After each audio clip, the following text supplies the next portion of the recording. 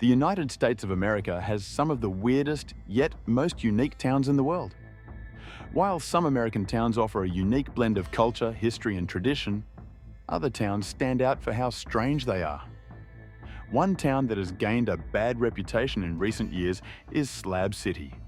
Deep in California's Sonoran Desert, a mere 45 miles from the Mexican border, this town has become one of the most dangerous places to live. With rising crime, poor living conditions, and extreme weather, Slab City is not a place you'd want to live in. Yet many Americans call this place their home, and it's for one particular reason. But is everything in Slab City as bad as it's made out to be by the media? Stick around and watch as we dive into the strange life of the people of Slab City. Let's kick off this video and talk about why so many people want to live in the middle of the desert. With a permanent population of only 150, this place can get as crowded as 1,500 people or more, depending on the occasion. But why do so many people want to live here? You see, Slab City is often considered a paradise for those seeking absolute freedom, a place where people can escape the constraints of modern society. Dubbed the last free place in America, this desert community in California is known for its unique off-the-grid lifestyle. To many, it represents a haven where individuals can live untethered from government regulations, societal norms, and the obligations of conventional living. However, beneath its alluring image of liberation lies a far grittier reality that not many outsiders fully understand. Living in Slab City is no easy feat. The area lacks access to essential resources such as clean water, electricity, and healthcare, making everyday life a constant challenge. Residents must rely on solar panels, water deliveries, and their own ingenuity to survive, but these solutions are far from reliable. The absence of infrastructure means that even basic needs require effort and improvisation. Safety is another major concern. While the community prides itself on self-governance, the lack of law enforcement has led to frequent reports of crime and interpersonal conflicts. Without an official police presence, disputes can escalate unchecked, leaving many residents vulnerable. Violence, theft, and substance abuse are persistent issues, casting a dark shadow over Slab City's reputation as a haven of freedom. Adding to these struggles are the extreme desert conditions.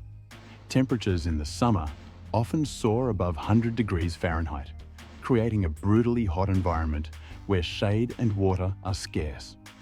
In the winter, nighttime temperatures can plunge to freezing levels, testing the endurance of even the most resilient individuals. The unforgiving climate poses a constant threat, particularly for those without adequate shelter or resources. So, is Slab City truly a utopia for those seeking freedom, or is it a place fraught with hidden dangers and hardships?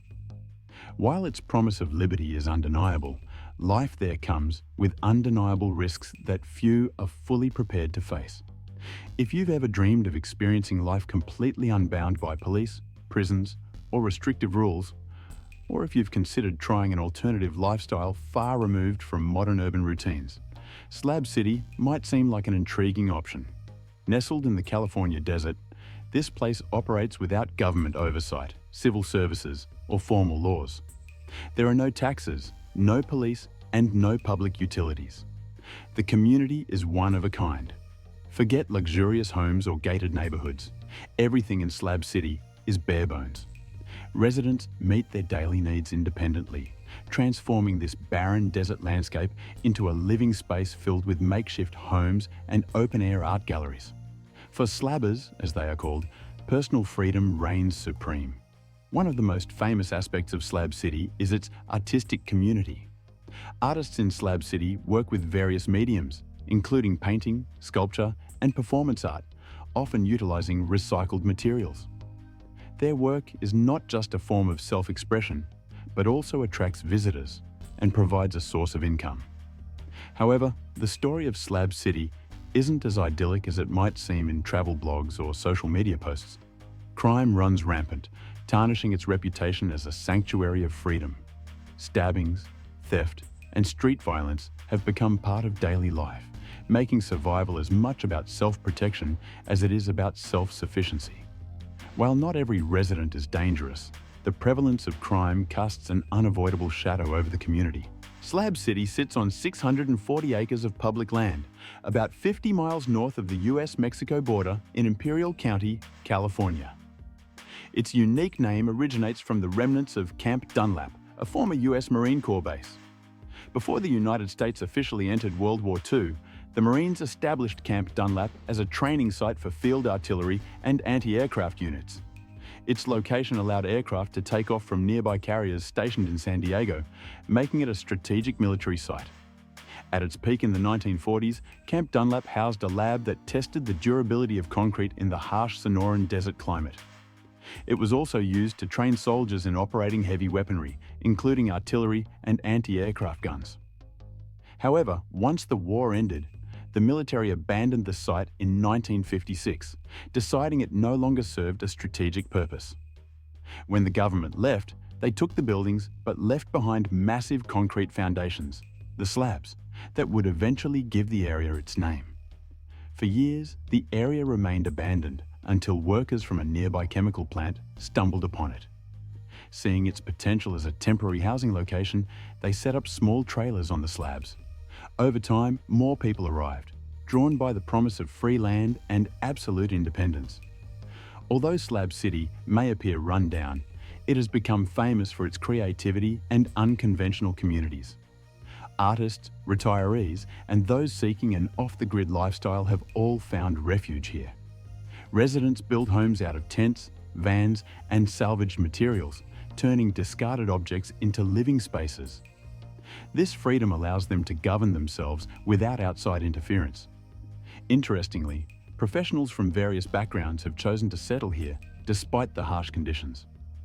There are stories of a European veterinarian who has lived in Slab City for years, offering medical care for residents' animals. The community also includes former lawyers, engineers, and musicians who once lived conventional lives before embracing this alternative existence. One of Slab City's most iconic landmarks is Salvation Mountain, a vibrant, colourful hill covered in religious and artistic murals. Created by artist Leonard Knight, this site has become a symbol of the area's eccentric and artistic spirit, drawing visitors from around the world. Despite its artistic charm, life in Slab City is far from easy. The absence of infrastructure means there are no public toilets, clean water sources, or reliable electricity. Residents must find their ways to secure these necessities, often through bartering and scavenging.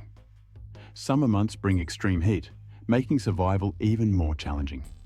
Money holds little value in Slab City since most residents have very little of it. Many rely on food vouchers and a barter system, exchanging goods and services instead of using cash. However, not everyone living there is poor. Some simply choose this lifestyle for the sake of freedom. The lack of law enforcement presents its own dangers. Crimes like theft, violence, and disputes are common, and with no police presence, residents must be constantly vigilant. Many live by an unspoken rule: never leave your home or trailer unattended. To prevent burglaries, some arrange for a trusted friend to stay inside while they are away. Substance abuse is another deeply entrenched issue within the community. Drugs are widely used and even traded as a form of currency. Many residents struggle with addiction, leading to frequent conflicts and health problems. Fights often break out, fueled by drug-related disputes or intoxicated disagreements. The absence of law enforcement also exacerbates issues of sexual violence. Victims have little recourse, as there are no authorities to report crimes or apprehend offenders. The isolation of Slab City further compounds the danger, making it difficult for those in distress to escape or seek help. For those looking to survive in Slab City, joining a community is essential. Various groups and networks exist within the area, and if someone doesn't find a good fit, they often establish their own. Despite the hardships, many residents take pride in their self-sufficient way of life and see the community as a refuge from mainstream society. A unique aspect of Slab City is that the land is essentially free to occupy. Residents can set up makeshift homes or park their trailers without paying rent. To claim a spot, people typically mark their boundaries with rocks, glass bottles, or other materials. However, prime locations were claimed long ago by those who arrived first. When a resident leaves, they often pass their plot to another person for free. Unfortunately, the same lack of oversight that allows for freedom also attracts individuals looking to exploit newcomers or tourists. Scams and manipulative behaviour are not uncommon, with some residents taking advantage of outsiders unfamiliar with Slab City's conditions. While the nickname the last free place in America still lingers, Slab City today remains a paradox, both a sanctuary for those seeking an alternative way of life and a community plagued by its own struggles. Its artistic and free-spirited reputation draws curiosity, but its harsher realities remind visitors that true freedom often comes with a price. So, what do you think of Slab City? Let us know in the comments. Thanks for watching.